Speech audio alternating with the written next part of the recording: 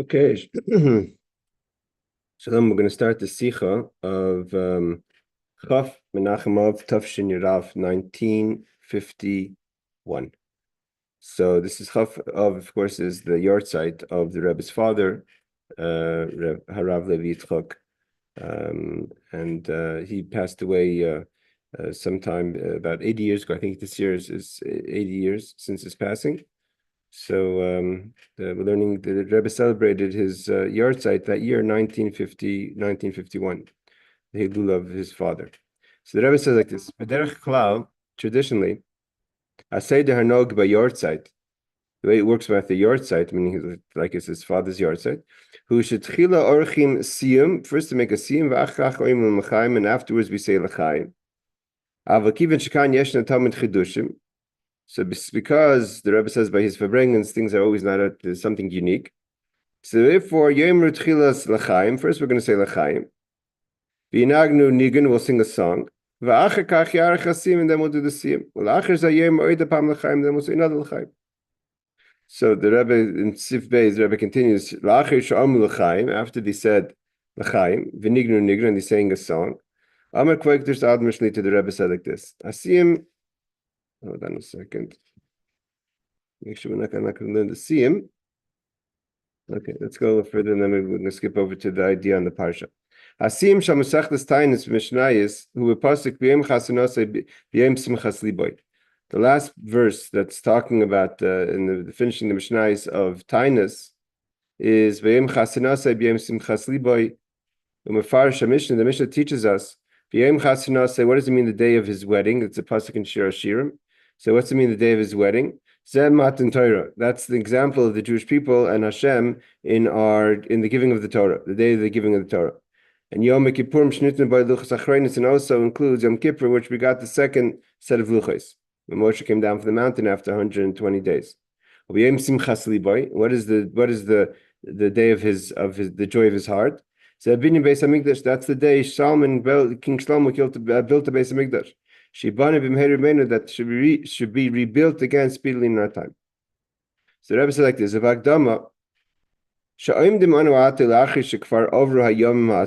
Rebbe says we already passed, so to say, the sad days, meaning the Shalosh Shavuos, the 3 weeks, means Tisha B'Av is already passed. It's Chafav, it's 9 days after Tisha B'Av. When the Rebbe said this for bringing 11 days, sorry. The Shavuos, the idea of the 3 weeks is the opposite of a day of marriage. Definitely the opposite, the idea of the day of his joy when the temple was built, because that's the day the temple was destroyed. Also, the 17th of Tammuz is when the luchos were broken. That's the opposite of the day giving the Torah, which is the giving of the luchos. This is the day they broke the luchos. Tisha B'Av and day of Tisha B'Av, nishbra luchos it's the day that the first and second Beis Hamikdash were destroyed. The opposite of the day where the God's joy of the building of the temple. And after we've passed the 3 weeks, meaning the days that we remember the destruction of the temple and the breaking of the luchos, now we're in great joy. Before Mishnah, like it says, that after the Tisha B'Av comes the holiday of the 15th of Av, that there was no day of joy like for the Jewish people, like Chamisha Asabab, the 15th of Av, and like the Yom Kippur. The Rebbe says the truth is, we know that the Simcha already does. We don't have to wait till the 15th of Av till we start to feel an inner joy. Why? Because on Tisha B'Av itself, already we could start feeling the joy. The 9th of Av, even though seemingly that's the saddest day, because after the half point of the day, is Shabbai Noel Mashiach and Yisrael. That's the day that the Redeemer is born. It's brought down that the Mashiach is born on Tisha B'Av after Chatzos. That's why we say Nachim. Mashiach and Yisrael, the Redeemer of the Jewish people. Therefore, we say the tefillah of Nachim, of the idea, the tefillah of Nechama, of consoling, the tefillah of Mincha, but the Tisha B'Av on the tefillah of Mincha on Tisha B'Av. So although that we're starting to feel the joy already after Chatzos, after half day of Tisha B'Av itself, because that's the day Mashiach is born, but when it really comes into form is on the 15th of Av. We know that one of the reasons of the holiday of the 15th of Av is Shekola by Masay Midbar, the people that were dying every year for the sin of the spies. So those who reached the age, they would die every year in the 40 years they were in the desert. So on the last year, the final day of Tisha B'Av was when those who didn't die knew that they were going to go into the land. The Gzera was 40 days to the year, which would be Tisha B'Av.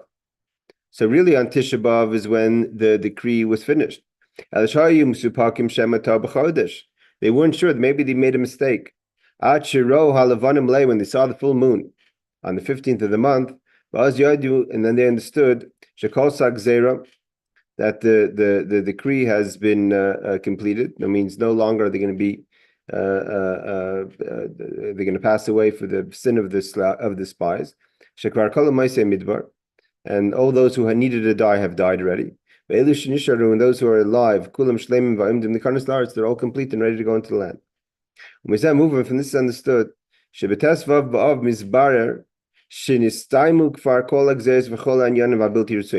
turned out that when did they reveal that all the negativity was over is on the 15th. It's time for them to leave the desert, to enter the land, with the true redemption.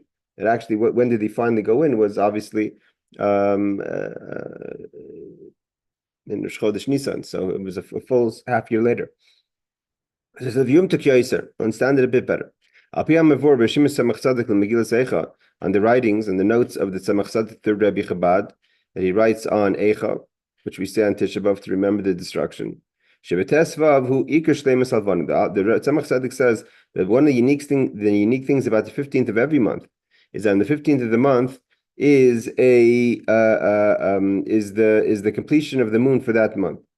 So the Tzemach Tzedek says, and if the 15th of the month is complete in every month, the 15th of the month of Av is even bigger. Why? The lower we go, and how much lower could we go than the month of Av?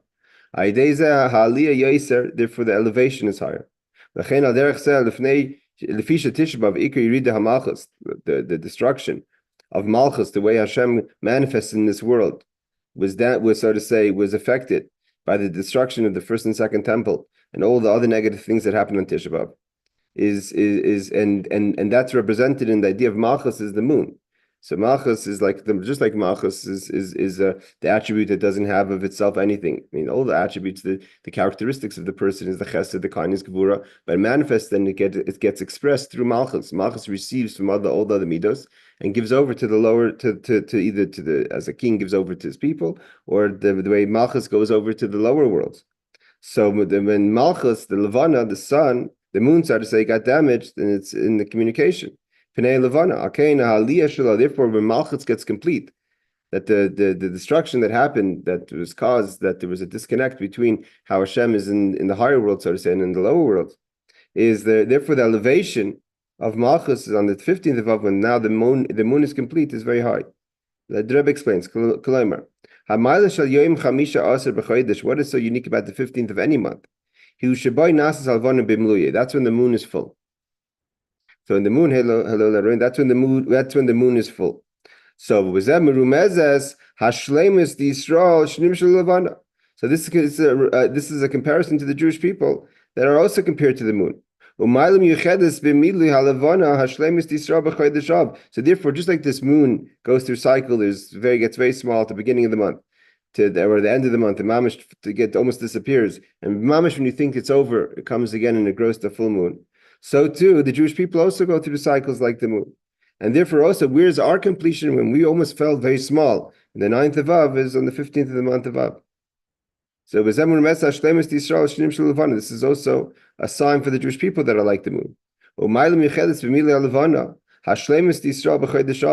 And the completion of the Jewish people in the month of Av, that we take that what was negative in Av and we become complete like a full moon. After the great descent of the 9th of Av, the day we remember the destruction of the temple.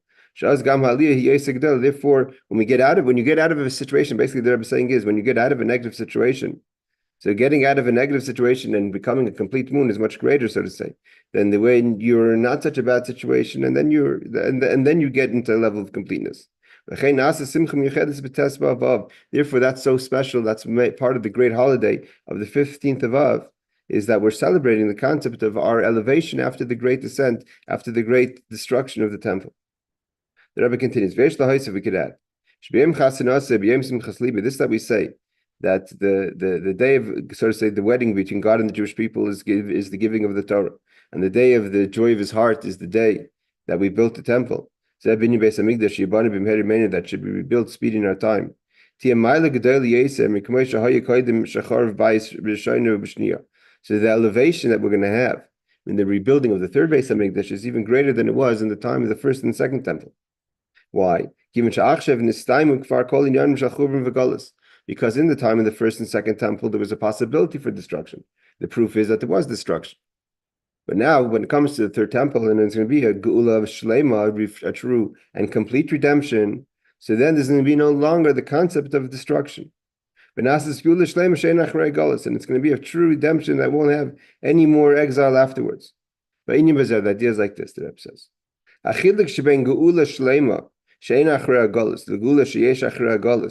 What is the difference between a complete redemption that has no exile afterwards, when there's a possibility for an exile again?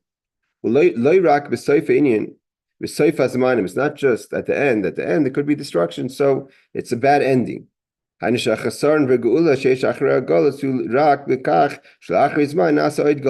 the problem with the geula is that eventually there comes another gullus.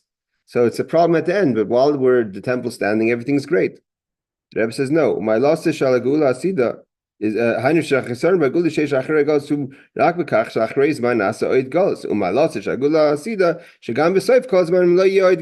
the difference between when there's going to be that, if there's a time when there will be a destruction or there'll be an exile afterwards, or there won't be, is only at the end. If there will be at the end something negative or not. So the Rebbe says that's not the difference. The chiluk is, and basically the obvious point is, that the possibility for something negative means it's never really positive, even in its best of times. If something at its best of times could be a situation of destruction, so obviously then even when things are great, if it could turn into destruction. It's not a complete geula, a complete redemption. So the difference is top of page 234.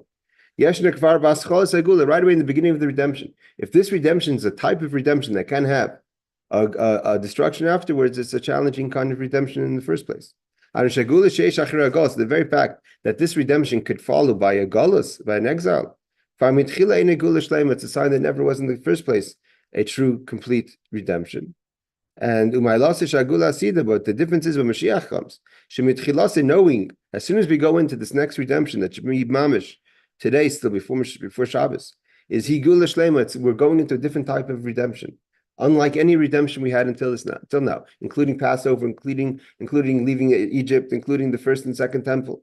Why? Because as soon as we go into this new time, this new era, it's going to be a time that could never be back a situation of exile again. Von Anheb, the Rebbe says in Yiddish, von Anheb, from the beginning, on is showing der Stel andere. The whole situation, the way we walk into the situation is different, because we're walking into a situation that will never be a situation of exile again. What's the proof? A pasuk shuva b'chassidus is a verse that's brought down in Chassidus many times. Ki al apiv al chamasi haisli ha'ir hazois. That God said that my anger and wrath was on this city, meaning God was upset at the Jewish people. He took it out on the city in Jerusalem. So the verse says, from when? The day you built it. La asir me'alpane, that Hashem wanted to get rid of it because of the sins we've done. Basbar b'zeh. The Rebbe says, why is there the possibility for the anger in the city? Is because initially it wasn't built in the right way. Had they built the temple and built the city of Jerusalem improperly in the first time, in going in there, it never would have been destroyed in the first place. That means how you walk into situation is how you set the tone of the situation. So even though we walked in with positive energy and we built the temple and it was all nice with Shlomo, but it wasn't done strong enough in the way that in its entrance it allowed for destruction. And therefore God says that from the beginning there was issues. So too over here. The Rebbe says, B'Rishayna B'Shni in the first and two set temples, Kivan Shesef Kosaf La'achar Abra Meis V'Esa Shanim or La'achar Abra Meis V'Esim Shana, whether it's after the first temple 410 years or the second temple 420 years. Haya Churban, that's why the second temple was greater than the first temple, was longer. Is Haya Churban V'Golas Muchach Shlatchilei Haisa Haknisa La'aretz, that the very fact that there was a destruction and an exile shows that the initial going into the situation of building the city of Jerusalem and the temple, how we entered the first time with Joshua, and the way we entered the second time with Ezra, and the followed eventually with the building of the temple. The first temple was built many years later, over 300 years later, but the second temple was built pretty much when Ezra came in with the Jewish people. It wasn't done properly. This is the uniqueness of the final redemption and the building of the next Beis Hamikdash, the third temple. That God's going to have his real day of joy is when we build the third temple. It's going to be a tremendous elevation. After this tremendous descent, that the elevation starts on the 15th of Av. That the 15th of Av is not just that it's a completion of the negativity, but starts the new redemption. That we're getting ready for Geula. But not just any kind of Geula, not just any kind of redemption. We're getting ready for a kind of redemption that doesn't allow initially, even in a thought, there will be no Gullus afterwards. This is it. The next Geula, so therefore how we enter the next Geula, the next redemption and the next building of the temple is going to be totally different. Because not like the verse says, but over here in the beginning, that the way we walk into this new Geula, this new Geula, this new redemption, there won't be any more negativity. It means in the first and second temple, negativity was there, and we struggled with it, and the idea was to overcome it. But in the time of the Geula, in the final redemption, the God says in the verse 18 in Zechariah that the evil and the impure, the spirit is going to be taken away. There will be no place in the world that could to foster and to grow negative energy. That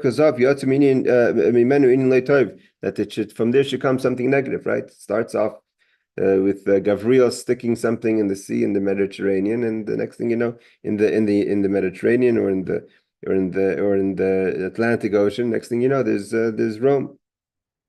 So the Rebbe says like this. Sima Mishnah, the Mishnah in Tainus, the Rebbe is making a Siyam on Mesechus Tainus, right?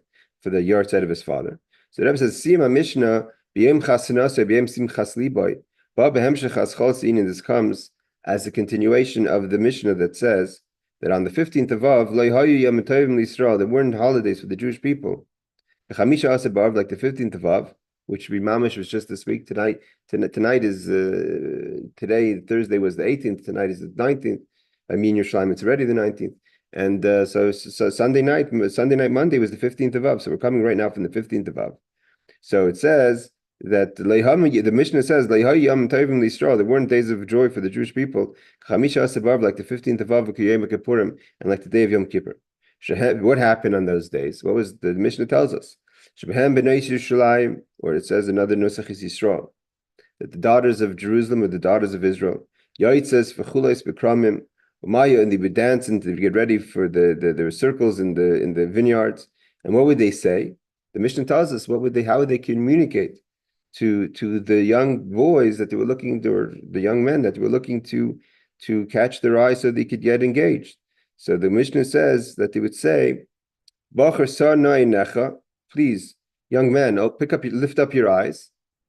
And the Mishnah goes into the different types of things that the young girls would say, that each one obviously said something that made their case, that they were a good choice for them to look at. Some people said there's a machlekes, whether they just said if they said different things or they said one thing.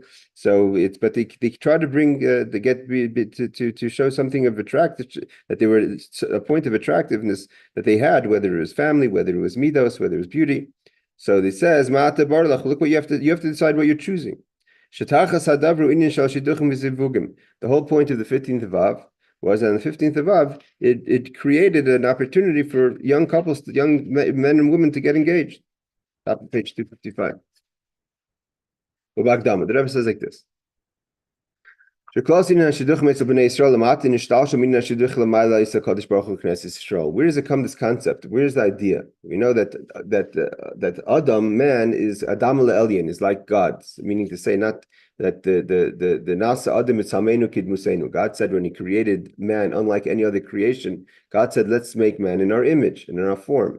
So the idea is the Adam Lamata, there's the way a person hears in this world, and it's Medam, it's like the Adam La'elyon, the way God is manifest in, so to say, in the image of man, the Havdil. And so it says like this, Bagdama. So the idea that there's a marriage in life comes from the idea of the marriage between Hashem and the Knesset Yisrael and the Jewish people. The Rebbe says a side note, to Lahayr, there's also in the notes we find of the third Rebbe, the Samach Tzedek to Eicha, that says this that it says in the Mishnah in Tainus, that the young woman would say to the young men, lift up your eyes. Like the idea of when the Jewish people look up towards heaven, so to say, towards Hashem. That what the woman is saying is don't make this about a physical attraction. Know that in the marriage there's something holy. It's a unity of holiness. It's like the connection between the Jewish people and godliness. The Rebbe says if your approach is to amplify the idea of the first shidduch, which is between Hashem and the Jewish people, in your shidduch between you and your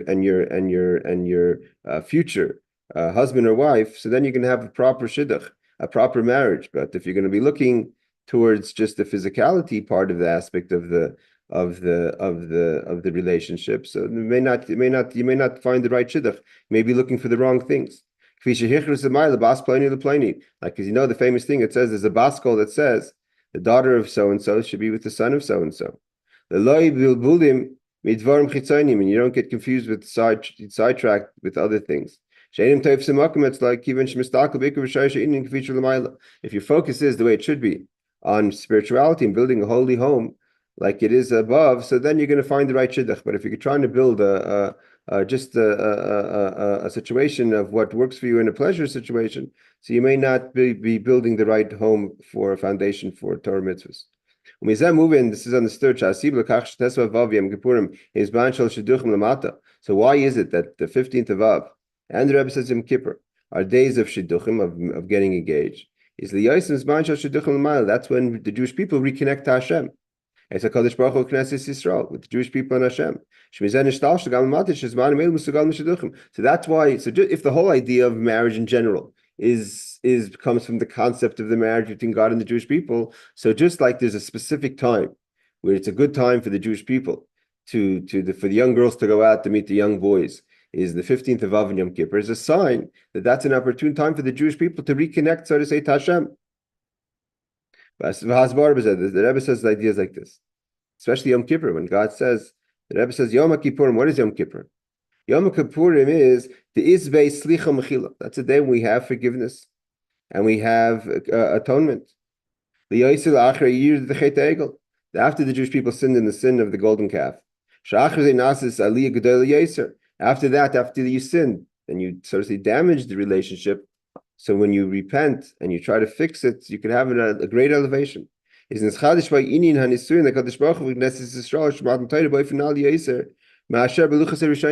do we know? We know that the day Moshe went up into the mountain on the 6th of Sivan and received the Torah was before, when we were in a good relationship, we were behaving ourselves, so we got the first tablets.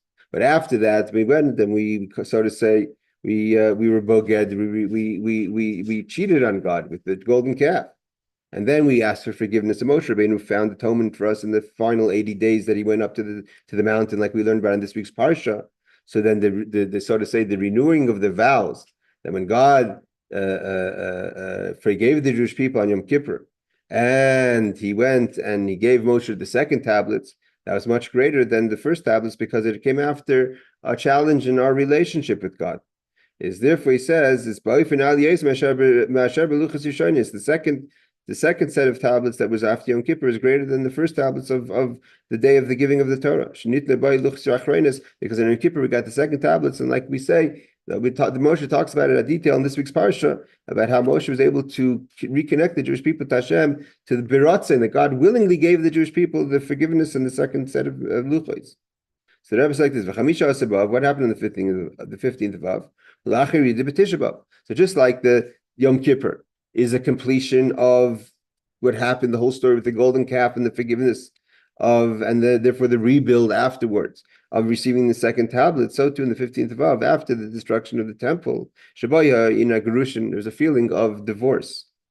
Kedisa Medrash. The Rebbe says it's brought down in Hasidic teachings that the concept of the destruction of the temple is like a couple goes through a divorce. It's just like the sin of the eating of the forbidden fruit of the tree of knowledge. So it's like the first man and his wife were kicked out of the relationship with God.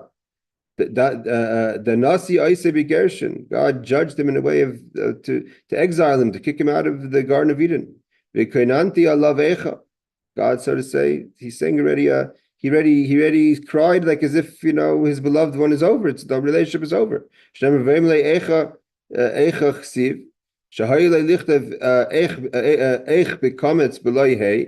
said eich, not eicha.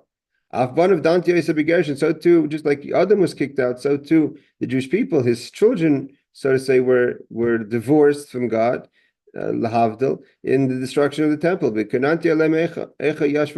Now I'm sitting alone. Al-derech creases like a divorce. Opposite of the marriage of the giving of the Torah. When it comes to 15th of Av, after we've gone through this experience of, so to say, lahavdil, divorce with God, then when we rebuild the relationship, it comes much stronger.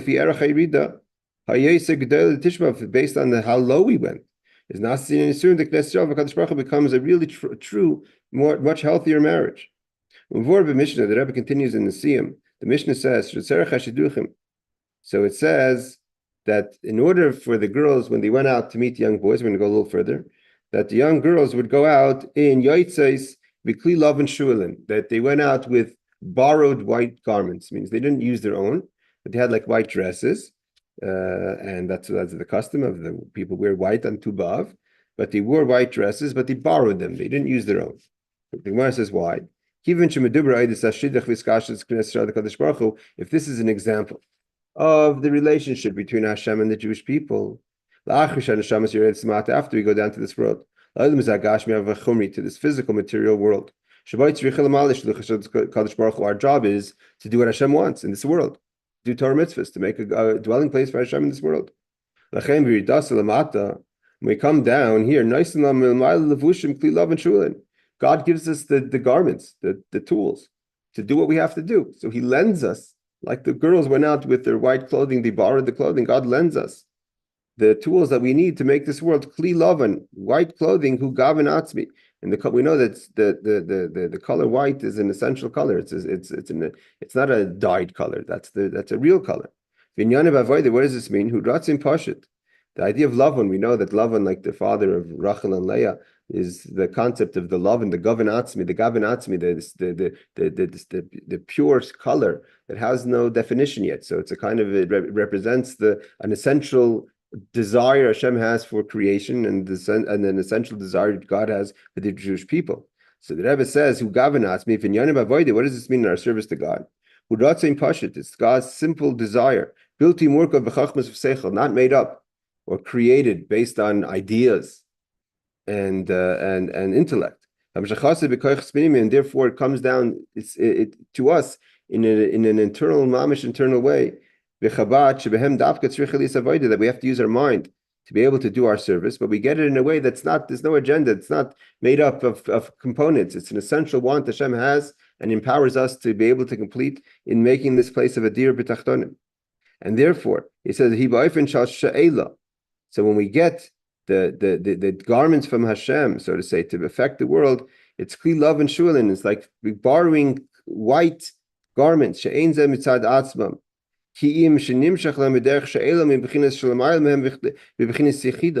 It's not like we earned it or we had it because we have the talents. God lends us the ability to be able to be effective in this world.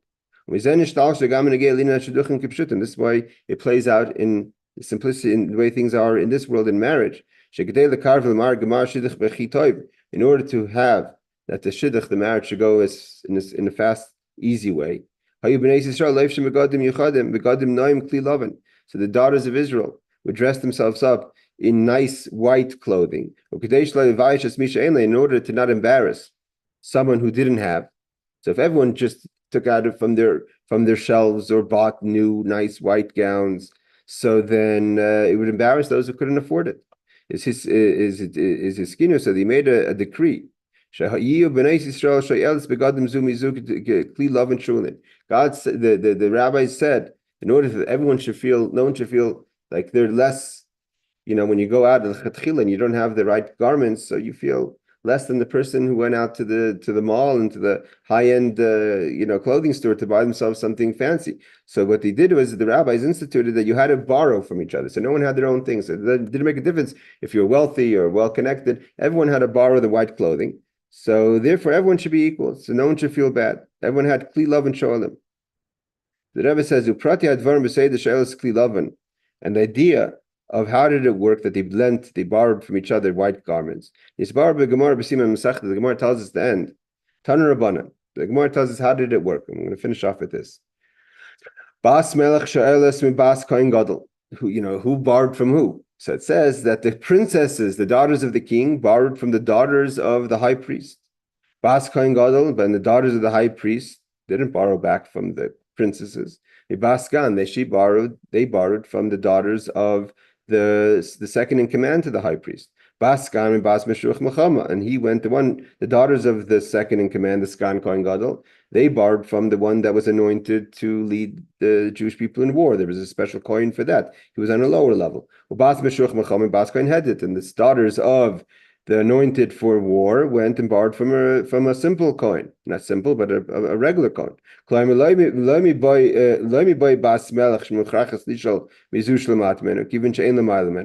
only did the princesses have to borrow from someone beneath them, which was the daughters of the high priest.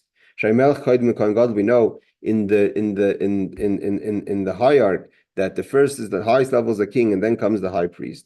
Even the daughter of the high priest, she has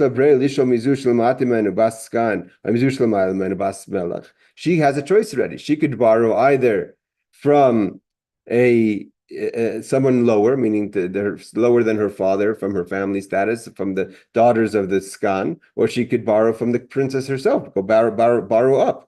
And that she specifically went to someone who was on a lower social standing than her. Baskan Gadol Baskan from the second in command. Adech says so too, etc., etc. The daughters of the Skan went from the ones who were anointed, and the daughters of the anointed went to the ones of a regular coin. That's each one borrowed down. That's what the Gemara says in Bayas. Aval, Besim Mesachtes Tainis B'Yishalmi. When in the Gemara in Yishalmi, the Jerusalem Talmud discusses this. Shaninu ba'ifin acher, it says it differently. That benegel bas melech she'ein l'mayla meno, bitoy shemelech she'elas bitoy shel kohen gadol. It says the daughter of the king borrowed from the daughter of the high priest. Av benegel bas kohen gadol she'esh la breida lisho mizu shlematim meno or mizu shlematim meno is bishalmi she'elas mizu shlematim meno. The Jerusalem Talmud disagrees with the Babylonian Talmud and says that the daughters of the high priest did not borrow down; they borrowed up. They borrowed from the princesses. Bitoy shel kohen gadol she'elas bitoy shel melech. The daughter of the high priest borrowed from the daughters of the king, the princesses. So too the assistant to the high priest, his daughters borrowed from the high priest. Obviously, the high priest had, according to the Jerusalem Talmud, the high priest daughters had to have enough to borrow both ways. They lent to the princesses and they lent to the daughters of the assistant to the high priest. So there's a disagreement between the Jerusalem Talmud and the Babylonian Talmud of how they borrowed the garments. Did they borrow up or they borrow down? Did they look to climb the social ladder, or they look to help someone beneath them? So we have only a few minutes. So the Rebbe's question is obvious. Let's see if we could get a quick answer. Seems like the Rebbe is getting to a lengthy idea about this idea of borrowing. Let's see if we could just get before the completion of the Sicho. The Sicho goes kind of long, as a Hadron usually does.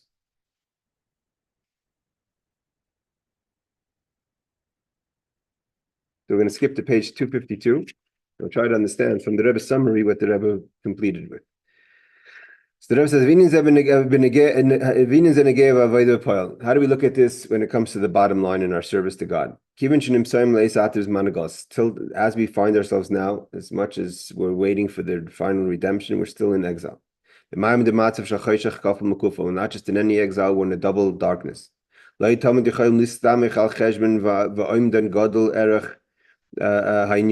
Shabbos we don't, obviously the Rebbe says there's a way a person looks at things. You look upwards to create something bigger, you look to help someone down. So the Rebbe says we don't always have the ability to analyze the situation. What is a big thing and what is a small thing? By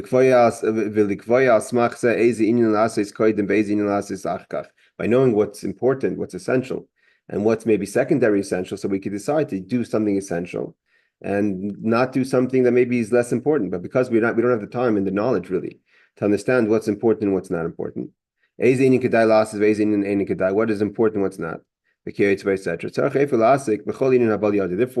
because we don't have that knowledge and time, so whenever an opportunity to do something comes to your way, you shouldn't start making calculations. That maybe I should, okay, this is just something small, but something big may come. So if I get preoccupied in something small, I'm not going to have the opportunity to do something larger.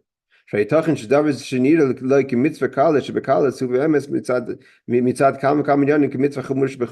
be that you're making a wrong calculation. What seems to you to be something simple could be something very important. The Rebbe Rashab said in his letters, because we're holding the last minutes in the footsteps of Mashiach, of the last refinement that we have to do. There's no longer an order of how we go about fixing and refining things. Therefore, we cannot, and we're not allowed to. We can't use our own intellect to decide what's first and what's second. Whenever you face an opportunity to be able to fix something, fix it right away and with full energy. That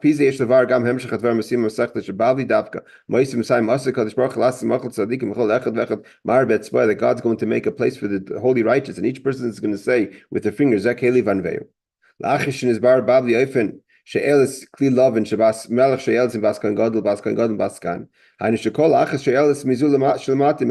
the Jerusalem Talmud, in the Babylonian Talmud, it says everyone's lending lower, meaning a person could say that I want to borrow from someplace higher. I want to be involved in something higher than me. But no, maybe it's specifically the time that you have to be the person who's giving to someone who needs. Therefore, so it makes it less embarrassing. Even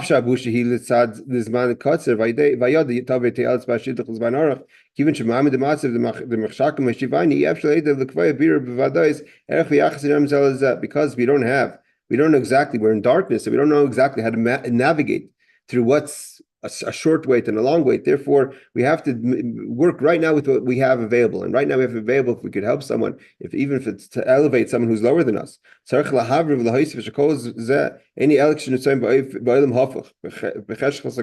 to know this is the way it is in the darkness of the exile. When Mashiach is going to come, then the prophecy is going to be fulfilled. We're going to have God give us light. Then we're going to have everything clear. And he says, just to finish off, and he says, this is why it says, that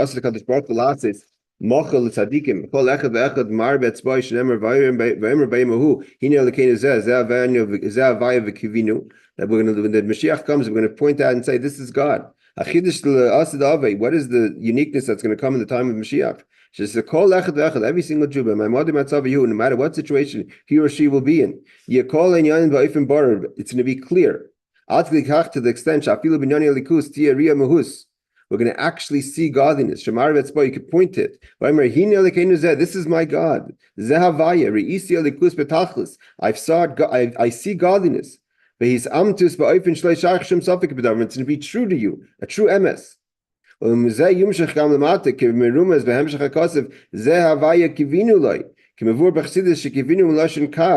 this is the kavim, this is the lines, how things how godliness comes down, and God comes all the way down to the actual physicality of this world. The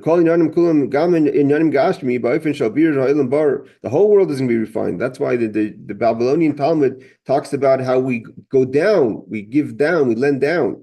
And then when Mashiach comes with the revelation of godliness down in this world, there's going to be great joy. As the verse continues, we're going to be happy and take joy in God's salvation with the true redemption. May it be speedily in our time. Sorry for going fast at the end. We had to skip. We're going to have to go. So Laila Tov, everyone. Good Shabbos. Thanks for joining on Zoom. Thanks for those who joined on YouTube. And we'll see you, Bez Hashem, next class. Take care.